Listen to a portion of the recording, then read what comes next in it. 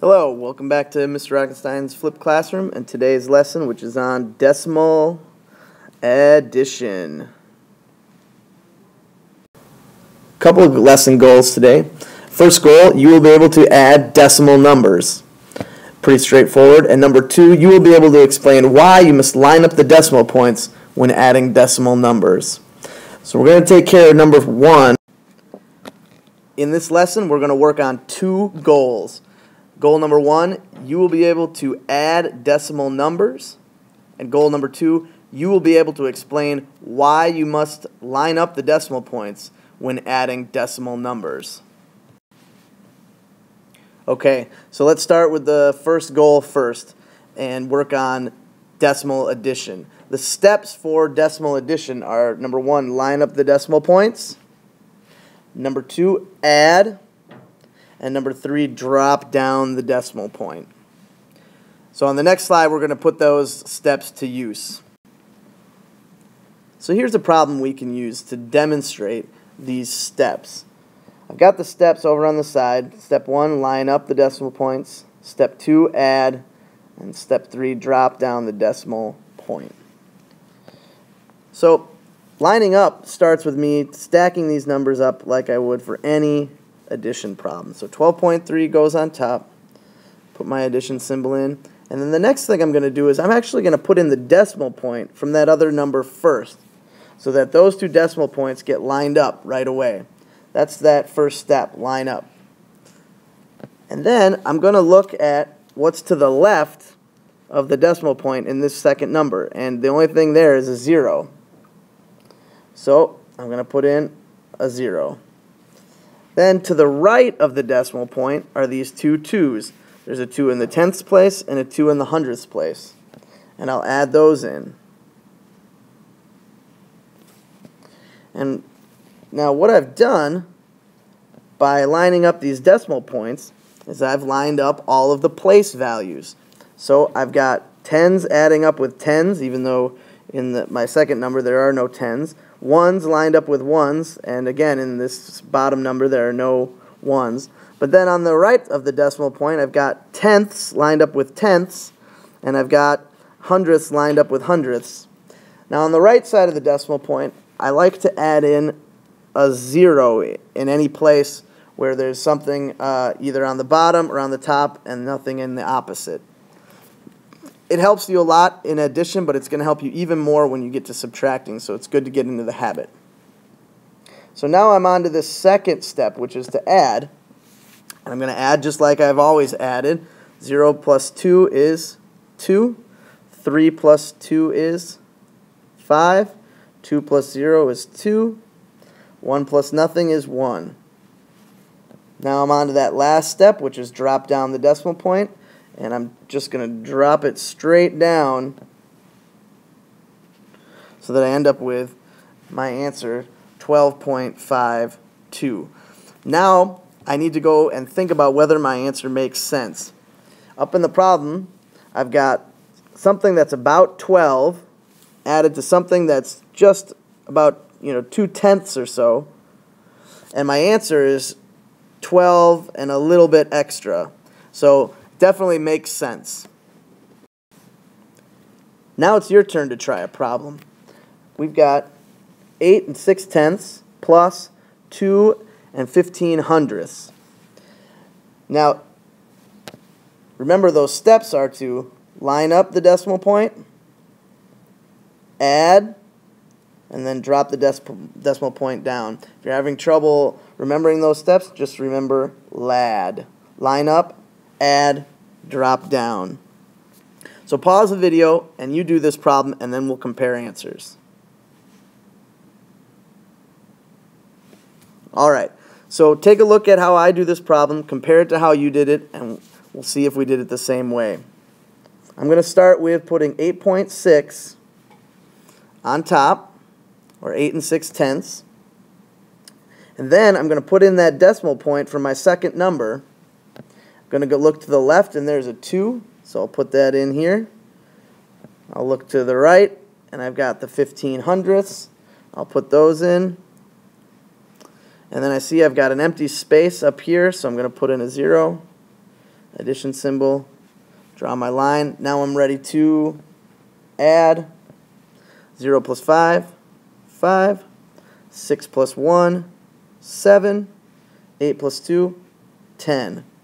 Onto that last step, drop down, and I just drop my decimal point straight down, and I get an answer of, well, it's kind of a bad decimal point. There we go. Answer of 10.75.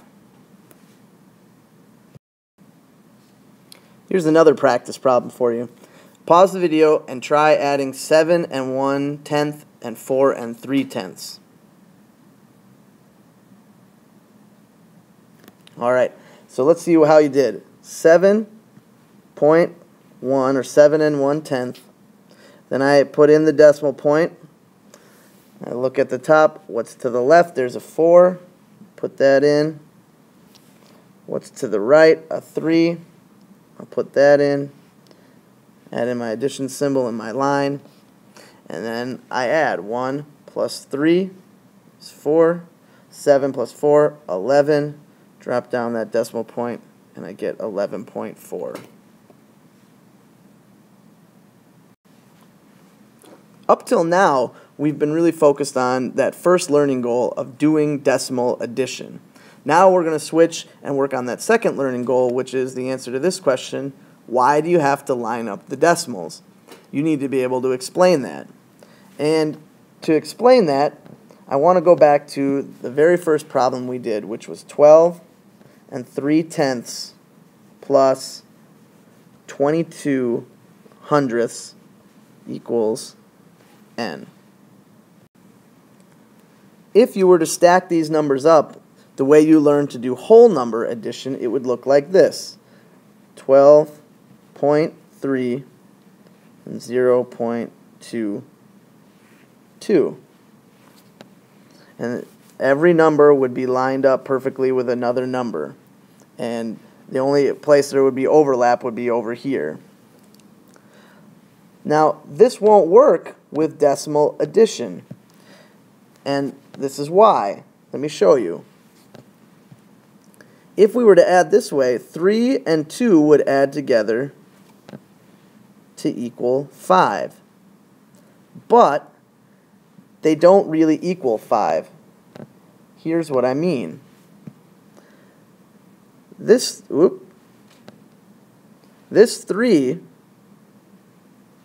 is 3/10, or 0.3. This 2 is actually 2/100ths, or 0.02.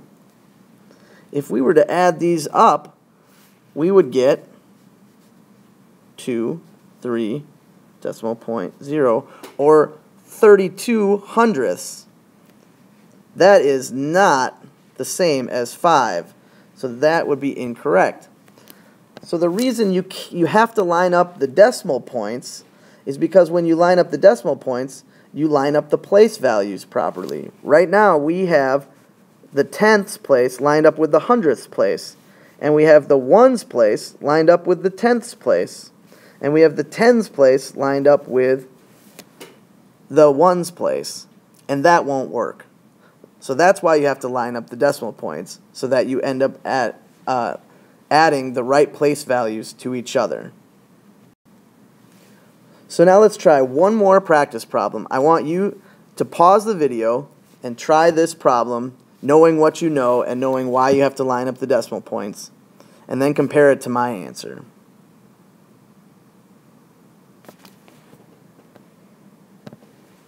Okay, so you've done the problem. Now I'm going to do it.